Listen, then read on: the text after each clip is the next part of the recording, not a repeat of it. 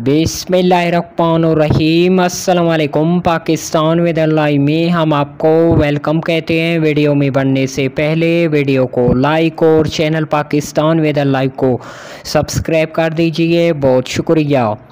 नाजरीन, मगरबी सिलसिले के ज़ेर असर बालाई सिंध के बेशतर इलाकों, जनूबी मगरबी पंजाब, बालाई और कबायली खैबर पख्तूनख्वा के बेशतर इलाकों में मतला बरालूद, बाज़ मकामात पर गरज चमक, तेज़ हवाओं के साथ बारिश का सिलसिला शुरू, जिसके बाद गर्मी का जोर टूट गया, मौसम खुशगवार हो गया।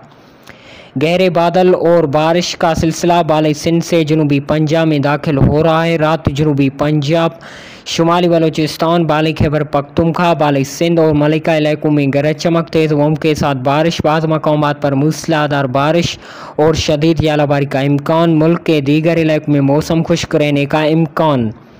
मज़ीद तफसीलात के मुताबिक कल मंगल के रोज़ मुल्क भर के बेशतर इलाकों में मौसम साफ, खुश्क और शदीद गर्म रहने का इम्कान। धूप की शिद्दत तेज़ होगी, दर्जे हरारत में कुछ कमी देखने को मिलेगी।